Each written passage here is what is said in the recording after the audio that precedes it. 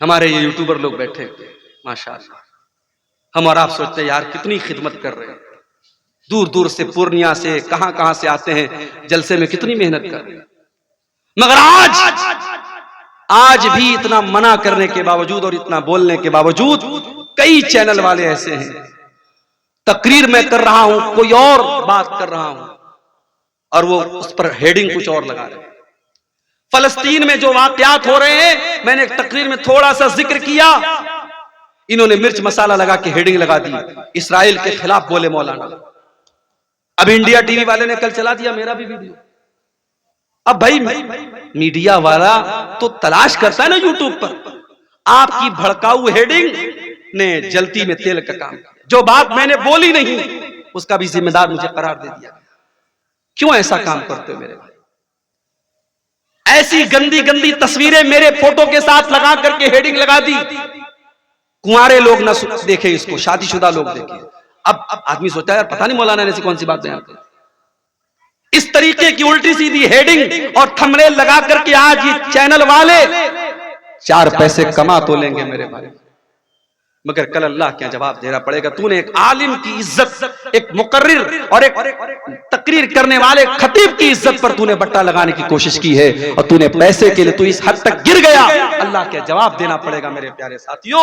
کل قیامت کے دن ہم سب کی زندگی کا نام اعمال اور ہمارا کچا چٹھا اور ہماری پوری ویڈیو فائل، ہماری پوری ویڈیو ریکارڈنگ، ہماری زندگی کی ایک ایکٹیویٹی ہمارے سامنے رکھ دی جائے۔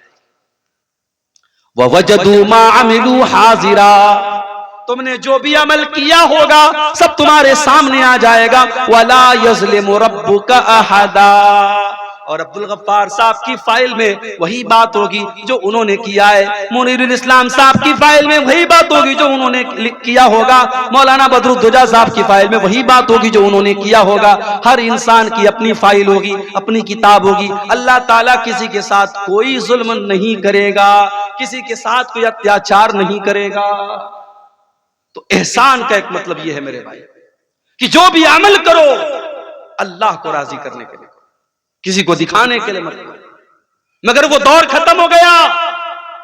پہلے کے دور میں لوگ نیکی کرتے تھے تو چھپ کر کے کرتے تھے، کہاوت تھی نیکی کر دریا میں ڈال، کہاوت تھی نیکی کر دریا میں ڈال۔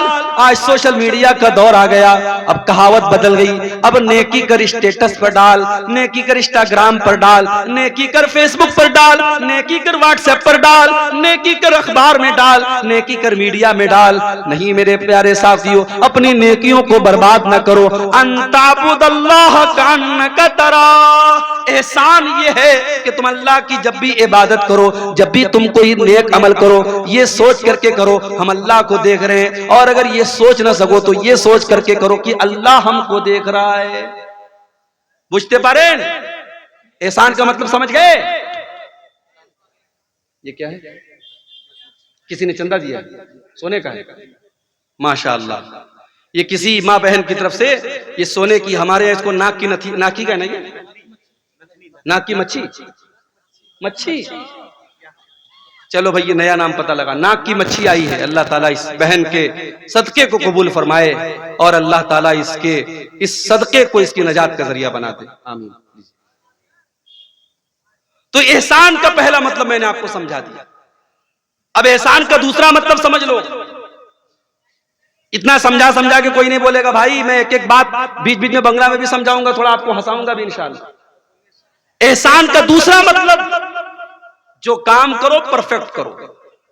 اللہ کے نبی کو وہ کام پسند تھا، کانا اذا عمل عملا یتقنہ، اللہ کے پیارے نبی جب بھی کوئی کام کرتے تھے پرفیکٹ کرتے تھے۔ کام جب بھی کرو صحیح کرو۔ اگر آپ نماز پڑھتے ہیں، ہمارے بہت سارے بھائی جب نماز پڑھتے ہیں ان کو یہ بھی پتا نہیں کہ ہاتھ کہاں باندھنا ہے، کوئی نیچے باندھ رہا ہے، کوئی بالکل اوپر باندھ رہا ہے، کوئی پیٹ پر باندھ رہا ہے۔ بھائی صاحب نہ پیٹ پر ہاتھ باندھنا سنت ہے، نہ ناف کے نیچے سنت ہے، نہ بالکل اوپر سنت ہے، سینے پر ہاتھ باندھنا ہے۔ رکوع میں جانا ہے تو پیٹھ کو بالکل برابر رکھنا ہے، پیٹھ کو اور سر کے لیول کو برابر رکھنا ہے۔ سجدے میں جانا ہے تو کم سے کم بدن کا 7 حصہ زمین پر ہونا چاہیے، دونوں ہاتھ زمین پر ہونا چاہیے، دونوں گھٹنا زمین پر ہونا چاہیے، دونوں پیر کی ہتھیلی زمین پر ہونی چاہیے، اور ناک اور ماتھا زمین پر ہونا چاہیے۔ نماز پڑھ رہا ہے آدمی لیکن صحیح طریقے سے نہیں پڑھ رہا۔ احسان یہ ہے آپ جب بھی نماز پڑھیں صحیح طریقے سے پڑھیں۔ اللہ کے نبی نے دیکھا ایک آدمی نماز پڑھ رہا ہے، بہت جلدی جلدی پڑھ رہا ہے، پھٹافٹ پڑھ رہا ہے۔ آپ نے جب اس نے سلام پھیر لیا، اس نے آ کر کے اللہ کے نبی کو سلام کیا، آپ نے سلام کا جواب دیا اور آپ نے فرمایا ارجع فصلی فإنک لم تصلی، اے میرے بھائی جاؤ تم پھر سے نماز پڑھو، تم نے نماز نہیں پڑھی۔ صحابی پھر گئے، پھر سے نماز پڑھی، پھر آ کر کے سلام کیا، آپ نے سلام کا جواب دیا، آپ نے کہا تم جا کر کے پھر سے نماز پڑھو، تم نے نماز نہیں پڑھی۔ 3 بار ایسا ہو گیا۔ صحابی بولے اے اللہ کے نبی میں تو اپنی طرف سے اچھی نماز پڑھ رہا ہوں، مجھے نہیں پتا کہ اس سے اچھی کیسے پڑھی جاتی ہے۔ آپ نے نماز کا طریقہ بتایا، آپ نے فرمایا جب تم نماز میں کھڑے ہوا کرو اطمینان سے کھڑے ہوا کرو، سکون سے کھڑے ہوا کرو، اللہ اکبر کہہ کر کے ہاتھ باندھا کرو، سورہ فاتحہ پڑھا کرو، کوئی سورت ملا لیا کرو، پھر جب رکوع میں جایا کرو اطمینان سے رکوع کیا کرو، جب رکوع سے اٹھا کرو اطمینان سے کھڑے ہو جایا کرو، پھر آرام سے سجدہ کیا کرو، پھر آرام سے سجدے سے اٹھا کرو، اطمینان سے نماز پڑھا کرو، تب جا کر کے تمہاری نماز پوری ہوگی۔ احسان کا ایک مطلب یہ بھی ہے جو کام کرو پرفیکٹ طریقے سے صحیح طریقے سے کرو۔ یہاں تک کہ جب آپ جانور کے گردن پہ چھری چلا رہے ہو، اللہ کے نبی فرماتے ہیں اذا قتلتم فاحسنوا القتل واذا ذبحتم فاحسنوا الذبح، جب تم اپنے جانوروں کو ذبح کرو تو صحیح طریقے سے ذبح کرو، اس کا طریقہ سمجھ لو کہ کہاں پہ چھری رکھنا ہے، کون سی رگ کو کاٹنا ہے، کب کاٹنا ہے۔ جب ذبح کرو تو صحیح طریقے سے ذبح کرو، اپنی چھری کو تیز کر لیا کرو، چھری ایسی نہ ہو کہ بیچارہ جانور تڑپ تڑپ کر کے مرے، چھری اتنی تیز ہو کہ ایک بار چھری چلاؤ اور جانور کی جان نکل جائے، چھری کو پہلے سے تیز کر لو تاکہ اپنے جانوروں کو آرام پہنچاؤ۔ تو یہ ہے احسان کا دوسرا مطلب۔ احسان کا تیسرا مطلب بھلائی کرنا، اچھا سلوک کرنا، اپنی زبان کے ذریعے اپنے عمل کے ذریعے فائدہ پہنچانا، احسان کرنا۔ اور جب احسان آپ کریں گے تو سب سے پہلے کس کے ساتھ کریں گے؟ فرمایا وَبِالْوَالِدَيْنِ احسانا، اپنے ماتا پتا کے ساتھ، اپنے ماں باپ کے ساتھ آپ کو احسان کرنا ہے۔ مولوی صاحب میرے باپ نے میرے ساتھ بہت غلط کام کیا ہے، میرے باپ نے جائیداد سے مجھ کو بے دخل کر دیا ہے، 4 بھائیوں کو جائیداد میں حصہ دیا، اور مولوی صاحب میرے باپ نے مجھ کو جائیداد میں حصہ نہیں دیا۔ آپ کے باپ نے غلط کیا، ناانصافی کی، ظلم کیا، آپ کے باپ کی اللہ تعالیٰ کے یہاں پکڑ ہوگی، مگر پھر بھی اس غلط کرنے کے باوجود آپ کی ذمہ داری ہے وَبِالْوَالِدَيْنِ احسانا، آپ اپنی ذات سے اپنے ماں باپ کو تکلیف نہ پہنچانا، جہاں تک ہو سکے ان کے ساتھ اچھا سلوک کرتے رہنا۔ بہت مشکل کام ہے مگر کرنا ہے۔ رشتہ داروں کے ساتھ احسان کرنا، پڑوسیوں کے ساتھ احسان کرنا، اپنے آس پاس کے لوگوں کے ساتھ احسان کرنا، ہر مسلمان کے ساتھ احسان کرنے کی کوشش کرنا۔ تو اللہ کو احسان کرنے والے لوگ بہت پسند ہیں۔ آگے بڑھتے ہیں، دوسری چیز جو اللہ تعالیٰ کو بہت پسند ہے، بلا من اوفا بعہدہ واتقا، جو انسان اپنے وعدے کو پورا کرتا ہے اور اللہ سے ڈرتا ہے، متقی بن جاتا ہے، تقوی والا بن جاتا ہے۔ وہ کان کھول کر کے سن لے فَإِنَّ اللَّهَ يُحِبُّ الْمُتَّقِينَ، اللہ تعالیٰ کو تقوی والے لوگ بہت پسند ہیں۔ تقوی کس کو کہتے ہیں؟ تقوی کا ارتھ کیا ہے؟ تقوی کا مطلب کیا ہے؟ چلیے آپ کو بتا دیتا ہوں۔ تقوی کا مطلب یہ ہے کہ میرے اور گناہ کے بیچ میں ایک رکاوٹ آ جائے، ایک آڑ آ جائے کہ نہیں یار یہ گناہ کا کام ہے، میں نہیں کروں۔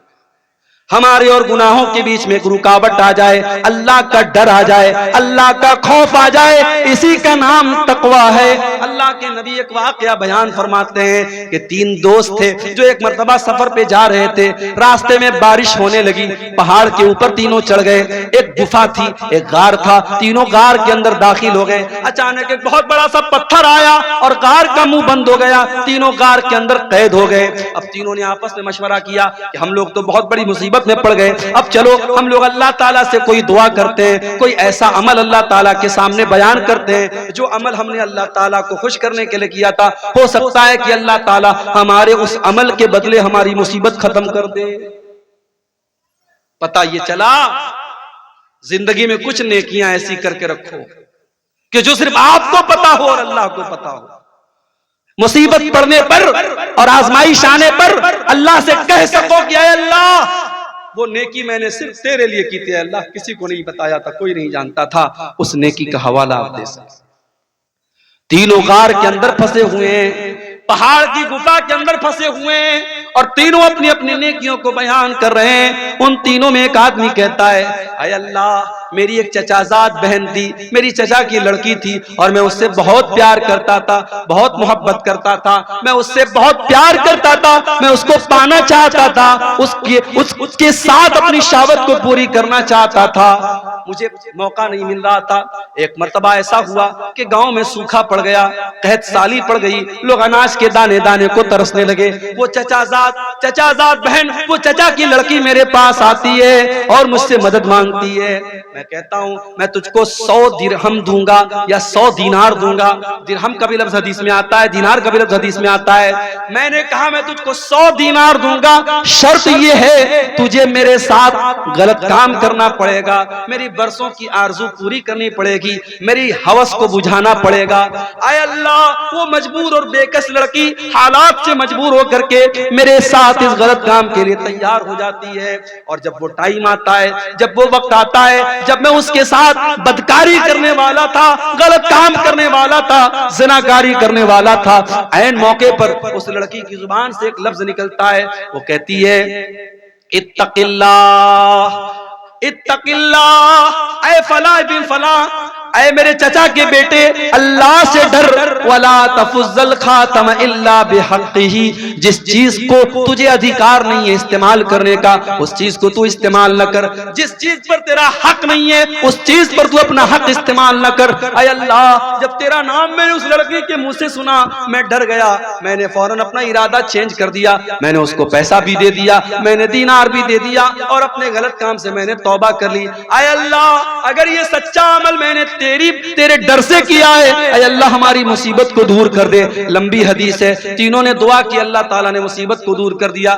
میرے پیارے ساتھیوں تقوی اسی کا نام ہے، تقوی اسی کا نام ہے، ہمارے اور اللہ کی نافرمانی کے بیچ میں اور گناہ کے بیچ میں ایک بیریئر آ جائے، ایک رکاوٹ آ جائے، ایک دیوار کھڑی ہو جائے، اسی دیوار کا نام تقوی ہے۔